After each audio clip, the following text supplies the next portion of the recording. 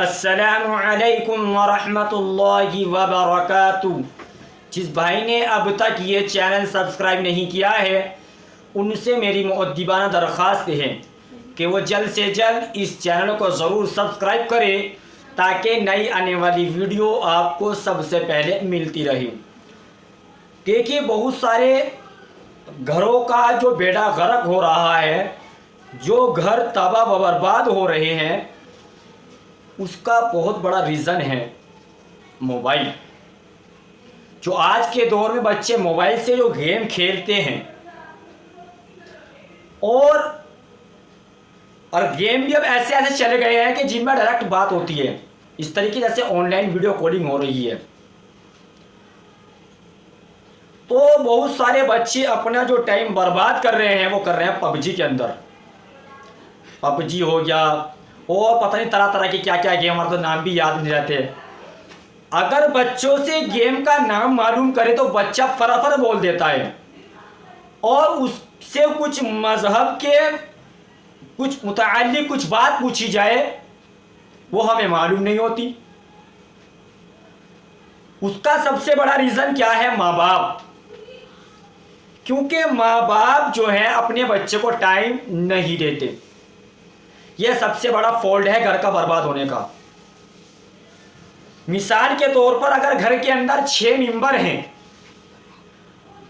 और 6 की 6 मेंबर के पास मोबाइल है, अगर वो एक दिन छुट्टी पर भी हैं वो ये नहीं कर सकते कि हम एक दूसरे के बारे में जान लें, एक दूसरे के मिजाज को पहचानें, एक दूसरे के कारोबार के लिए पूछें या अपने बच्चों के पढ़ाई के बारे में उनसे कुछ गुफ्तगू कर सके। हमारे पास टाइम नहीं है। जो माँ बाप अपने बच्चे को टाइम देते हैं आज उनकी औलाद तरक्की कर रही है, उनकी औलाद तरक्की करती है और करती रहेगी। लेकिन जिनके माँ बाप अपने बच्चे को टाइम नहीं देते उनका घर का बेड़ा गर्क हो रहा है, बर्बाद हो रहा है। इसी तरीके से जैसे कि 6 मेंबर की मैंने मिसाल दी, 6 के 6 पास के मोबाइल है, हालांकि सब मौजूद हैं, सब पास बैठे हैं, लेकिन वो एक दूसरे से अटैच नहीं है। वो अपने इंटरनेट चैटिंग पर लगा हुआ है, बीवी अपने अलग चैटिंग पर बात कर रही है, शौहर अपनी अलग चैटिंग कर रहा है, बहन अपनी अलग चैटिंग कर रही है, भाई अलग अपना चैटिंग कर रहा है। क्या तरीका है ये? इस्लाम ने तो ये तो नहीं बताया कि आप 6 मेंबर बैठे और अपना उनसे बातचीत ना करो और क्या नाम कहते हैं अपना गेम में वक्त तो बर्बाद कर दो। याद रखना, जिस गेम के अंदर तबाही का बर्बादी का खतरा है या आपको गुनाह का खतरा है कि मैं इस गेम के जरिए गुनाह कर लूंगा या गुनाह में मुब्तला हो जाऊंगी या मुब्तला हो जाऊंगा, तो ऐसे गेम का खेलना नाजायज और हराम है। जैसा कि मैं तो पबजी एक गेम समझा करता था कि एक पबजी गेम है, लेकिन जब सीमा का वीडियो देखी और सीमा के बारे में रिसर्च किया कि क्या हकीकत है, क्या मुझे तो उस दिन पता लगा कि वाकई इसके अंदर बातचीत होती है। और बात जगह शिकायत आती है कि बच्चा रात को सोते हुए भी हाथ पैर उसके चल रहे हैं और बोल भी रहा बाकायदा। तो इस तरीके से बच्चे अपने डिप्रेशन का मरीज बनते जा रहे हैं धीरे धीरे। तो ऐसे गेम से अपने बच्चों की हिफाजत करें, लेकिन हिफाजत कब करोगे? जब खुद आप अपनी हिफाजत करोगे। हम सारा का सारा बच्चों की जिम्मेदारी उस्तादों पर डाल देते हैं कि उस्ताद समझाएगा। भाई, उस्ताद तो उनको एक तालीम सिखाता है, उस्ताद तो उनको गलत और अच्छा रास्ता दिखाता है, लेकिन औलाद माँ बाप की कॉपी करती है।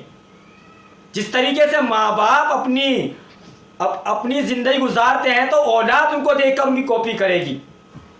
अल्लाह हिदायत दे तो वह एक अलग बात है, लेकिन अक्सर औलाद माँ बाप की कॉपी करती रहती है। क्योंकि उस्ताद ने तो आपके बच्चे को पढ़ाया लिखाया कामयाब कर दिया, लेकिन अच्छे बुरे की तमीज़ तो माँ बाप ही बताएंगे कि बेटा वहाँ मत जाना, वहाँ जाके आपको इस मजलिस के अंदर बैठोगे ये बिगाड़ पैदा होगा, आप इस मजलिस के अंदर बैठोगे आपके अंदर ये अच्छाइयाँ पैदा होंगी। देख फला का बच्चा नमाजी है, परहेजगार है, उसके साथ रहकर, ताकि उसकी खूबियां तेरे अंदर आए। देख उसका बच्चा वीरान है, शराबी है और जुआ सट्टा खेलता है, उसके बच्चे के पास भी हरगिज देख ना लूं। अगर बाप अगर सख्ती घर के अंदर कर दे तो बेटे की मजाल नहीं कि वो बुरे माहौल में बैठ जाए, बेटी की मजाल नहीं कि वो बुरे जगह खड़ी हो जाए, बेटी की मजाल नहीं कि वो आपके परमिशन के बगैर बाहर से कदम रख ले। लेकिन हमें इस गेम से, पबजी हो चाहे ऐसे बहुत सारे गेम हैं, क्योंकि बहुत सारे गेम के ऊपर बैन भी लगा हुआ है तो उसकी जगह दूसरा गेम आ जाता है। सबसे बड़ी बर्बादी जो हो रही है गेम के अंदर, वो टाइम की बर्बादी हो रही है। बच्चे दीन से दूर होए जा रहे हैं, बच्चे डिप्रेशन के मरीज बने जा रहे हैं इस गेम के चक्कर में, बच्चे कुरान करीम से दूर होते जा रहे हैं, बच्चे नमाज से दूर होते जा रहे हैं, बच्चे क्या माँ बाप भी इससे दूर हो रहे हैं। पहले की आवाज थी, पहले की आवाज अल्लाह के रसूल सल्लल्लाहु अलैहि वसल्लम ने तो आज से 14 साल पहले इरशाद फरमाया था कि इन दीवारों से एक दिन गानों की आवाज आया करेगी, और वही हो रहा है। क्या एक दिन इन दीवारों से कुरान करीम की आवाज आया करती थी, और आज ये उल्टा हो चुका है, आज इन दीवारों से गानों की आवाज आ रही है। बड़े अफसोस की बात है कि हम अपने वक्त को कहाँ ज़ाया कर रहे हैं। याद रखना, कल क़यामत का दिन होगा, जब तक कि आपको वक्त के बारे में, जवानी के बारे में, उम्र के बारे में ना पूछ लिया जाए, और इल्म के बारे में ये 4 सवालात जब तक आपसे नहीं कर लिए जाएंगे तो आप एक कदम भी उधर से उधर नहीं हटा सकते। आपसे ये भी तो पूछा जाएगा कि आपको जवानी दी थी, जवानी आपने किस काम में खर्च करी। आपसे ये भी पूछा जाएगा, आपको वक्त दिया था, आपने वक्त किस काम में लगाया। आपसे भी पूछा जाएगा, आपको जवानी दी थी, आपने किस काम में जवानी खपाई। आपसे यह भी पूछा जाएगा कि हमने आपको उम्र दी थी 60 साल, 70 साल, 50 साल, ये आपने कहां गुजारे। क्या जवाब दोगे क़यामत के दिन। मेरे भाई मानते हैं कि मोबाइल एक अच्छी चीज है, लेकिन इसने जो अच्छे अच्छे जहन के बच्चे हैं उनका जहन का बेड़ा गर्क कर दिया, उनके जहन को बर्बाद कर दिया इस मोबाइल ने। बाप तो बेचारा अपने घर से बाहर रहता है और मासूम बच्चे को चुप कराने के चक्कर में उसको वीडियो गेम लगा कर दे देती है, फिर बच्चा ये गेम खेल लिया। अब बताए कि वो बच्चा आलिम बनेगा, वो बच्चा मुफस्सिर बनेगा, या वो बच्चा हाफिज बनेगा, या बच्चा नमाजी बनेगा, या बर्बाद बनेगा वो बच्चा। उस बच्चे का तो बेड़ा गर्क कर दिया माने स्टार्टिंग में ही, कि जो उम्र उस बच्चे की सुधार की उम्र थी वो बच्चे के अपने बिगाड़ के अंदर लगा दिया। जैसा कि यह पबजी गेम ने सीमा हैदर को क्या बुरा नहीं करा कि एक शोहर होते हुए और 4 बच्चे की मां होते हुए दूसरे के साथ बात कर रही है। ऐसा कौन मर्द बर्दाश्त करेगा कि अपनी बीवी होते हुए दूसरे गैर महरम से बात करे। और हमारे इस्लाम के अंदर शादी से पहले बात करना हराम है और गैर महरम से बात करना हराम है। तो इसलिए खुदारा हमें इबरत की जरूरत है, इबरत हासिल करें इससे। अपने बच्चों का कैरियर के बारे में सोचें। और यही बात कहना चाहूंगा माँ बाप को कि जहां बच्चे की फरमाइश हो, जहां बच्चे की पसंद हो, वहां उसका निकाह का इंतजाम करें। क्योंकि ऐसा ना हो कि बच्चे की तुमने जबरदस्ती निकाह कहीं और करा और वो शादी के बाद उससे बात कर रही है, उससे बातचीत कर रही है, मिल रही है, तो इसका वबाल आपके ऊपर होगा। तो इसलिए खुदारा अपने घर का ध्यान दे, अपने घर वालों को टाइम दे। एक टाइम ऐसा बनाओ कि उसमें आपके बीवी बच्चे हो, बहन भाई हो आपके, और आप अपने बारे में बताएं कि बेटा आज आपने स्कूल में क्या काम करा, आज आपने हाफिज साहब से क्या पढ़ा, आज आपने क्या काम करा, आज आप कहाँ गए, आज आपकी रूटीन क्या थी। जब रोजमर्रा माँ बाप अपने बच्चों से ये रूटीन पूछेंगे तो बच्चा गलत जगह जाते भी घबराएगा, करने की दूर की बात है। तो इसीलिए अपने घर वालों को वक्त जरूर दें, उनसे परेशानी पूछिए कि क्या परेशानी है। अगर उनको मदद की जरूरत है तो उनकी मदद करिए, वरना घर बर्बाद होने में टाइम नहीं लगेगा। और अपने बच्चे से ये पूछे खास तौर से कि बेटा आज आपने कुरान की तिलावत कितनी करी, आज आपने नवाफिल कितने पढ़े, आज आपने जिक्र कितना किया, आज आपने कुरान करीम के कितने पारे पढ़े, आज आपने नमाजें कितने टाइम की पढ़ी। और ये सारी बात औलाद से पूछने से पहले खुद उन पर खरा उतरना पड़ेगा, हमें खुद इन बातों पर अमल करना पड़ेगा। अपना आप को कैसे बदलें ये बता दूं कि सिर्फ अपने 24 घंटे के अंदर से 5 मिनट अपने सोचने के निकाल लें। 5 मिनट, ज़्यादा नहीं, 5 मिनट सोच लें कि आज मैंने कितने गुनह का काम किया और कितने नेक अमल किए। एक डायरी ले लो, वो नोट करते रहो कि कल को मुझे ये गुनाह छोड़ना, कल को मुझे ये गुनाह छोड़ना, कल को मुझे ये नेक अमल पकड़ना, कल को मुझे ये नेक अमल पकड़ना। इस तरीके से रहोगे तो इंशाअल्लाह आपकी औलाद भी स्टार्टिंग में यही करती चली जाएगी, वो बहुत बड़ी नेक बन जाएगी, आपको पता भी नहीं चलेगा। तो 5 मिनट बैठकर सोचें कि मुझे इस दुनिया के अंदर अल्लाह तबारक व तआला ने भेजा है, किसी मकसद को लेकर भेजा होगा। मुझे इस दुनिया में रहना नहीं है। ये जो मैंने कपड़े पहन रखे हैं ये भी मेरे छीन लिए जाएंगे, जो मेरी दौलत है वो भी छीन ली जाएगी, हत्ता कि मेरे जिस्म के ऊपर एक भी कपड़ा नहीं जाएगा सिर्फ कफन के अलावा। और ये भी सोचा करें कि एक दिन ऐसा आएगा कि मैं मुर्दार पड़ा हुआ हूँगा, अगर एक मक्खी बैठ गई, एक मच्छर बैठ जाए, मैं उसको भी उड़ा नहीं सकता, इतनी भी ताकत मेरे अंदर नहीं रहेगी।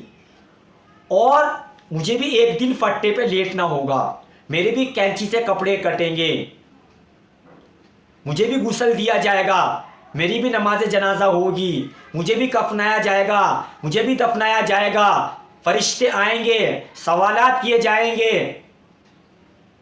और ये सोचा करें कि कब्र के अंदर मैं किस तरीके सवाल का जवाब दे सकूंगा। मुझे ऐसे कौन से अमल करने हैं कि जो मैं आसानी के साथ कब्र के सवालात दे सकता हूं, और मुझे ऐसे कौन से गुनाह से बचना है जो कब्र भी मुझे देखकर चोरी हो जाए, जो मैं ईमान पर मरूं, मुझे ऐसे कौन से अमल करने चाहिए। और एक सबसे बड़ी वजह क्या है बच्चे की बिगाड़ की, कि माँ बाप अपने बच्चे के सामने हर वक्त लड़ते रहते हैं। ये भी बहुत बुरी हरकत है कि माँ बाप बच्चों के सामने जो लड़ते हैं, ये ऐसी हरकत नहीं करनी चाहिए। या बच्चों के सामने गाली गलौज से बात नहीं करनी चाहिए, इससे बच्चा बहुत जल्दी गाली सीखेगा फिर। और अक्सर देखा है कि जब किसी का बच्चा गाली देता है तो बाप खुशी से कहता है कि बेटा एक गाली और देकर दिखा, लेकिन ये नहीं पता कि कल को यही बच्चा मेरा दुश्मन बनकर खड़ा हो जाएगा। अभी तो आप खुशी खुशी बच्चों से खुश हो रहे हैं कि मेरा बच्चा गाली देने लग गया, कि फला बच्चे को गाली दिया, फला क्या बाप को मेरे बच्चे ने गाली दे दी। यह खुश होने का मौका नहीं है मेरा भाई, ये अफसोस का मौका है। आपको अफसोस होना चाहिए कि कल को यही बच्चा जवान होगा और कल को आप इसकी फरमाइश पूरी नहीं करोगे। ये बच्चा आज अपने चाचा को गाली दे रहा, ये बच्चा आज अपने ताया को गाली दे रहा, ये बच्चा कल को अपने बाप को भी गाली दे सकता है, ये बच्चा अपनी माँ को भी गाली दे सकता है। तो इसी तरीके से अगर कोई बच्चा गाली देता है उसको धमकाए, और अगर 2-3 मरतबा नहीं मानता तो ऐसे बच्चों को फिर तंबीह भी करनी चाहिए, क्योंकि हम बच्चों को प्यार मोहब्बत वहां तक देते हैं कि एक बाउंड्री क्रॉस कर जाते हैं। भाई बहरहाल हर अल्लाह तबारक व तआला ने शरीयत के अंदर एक बाउंड्री बनाई है कि अगर शौहर का जो हुकूक है, अगर बीवी उससे आगे निकल जाए तो शरीयत ने मना करा, अल्लाह ने मना करा कि उससे आगे आप नहीं जाओगी, चाहे शौहर मना करे या ना करे। इसी तरह बीवी के हुकूक है, अगर बीवी उस काम को मना कर रही, नहीं भाई पहले अल्लाह का काम है, बाद में बीवी है। मिसाल के तौर पर अगर बीवी आपको कहे कि आपको सदका नहीं देना, आपको ज़कात नहीं देनी, आप उसका ये कहना नहीं मान सकते, आप उसकी इताअत नहीं कर सकते। पहले आप अल्लाह के हुक्म को पूरा करोगे, आप सदका दोगे, ज़कात अदा करोगे, रोज़ा रखोगे, बीवी है बाद में। अगर माँ बाप भी आपको ज़कात देने से या निकाह करने से मना करे तो आपको हरगिज़ रुकने की इजाज़त नहीं है, क्योंकि हर चीज़ की बाउंड्री होती है। तो इसीलिए माँ बाप से मैं एक बात बार बार कहना चाहूँगा, मैं बार बार यही कह रहा हूँ कि आप अपने बच्चे को टाइम दें, अपने बच्चों की तरबियत की फ़िक्र करें कि कैसा मेरा बच्चा अल्लाह के रास्ते पे चलने वाला बन जाए, नबी के तरीके पर और अल्लाह के हुक्म पर मानने वाला बन जाए। किस तरीके से मेरा बच्चा दीन के रास्तों पर चलने वाला बन जाए, हमें अपने बच्चे की फ़िक्र करनी है। दुआ है कि आपको ये बात समझ में आ गई होगी। तो दुआ करें अल्लाह तबारक व तआला मुझे भी और आपको भी इन बातों पर अमल की तौफीक अदा फरमाए। जब तक आप मुझे इजाज़त दीजिए, मिलते हैं नेक्स्ट वीडियो के साथ। अस्सलामु अलैकुम व रहमतुल्लाहि व बरकातुहू।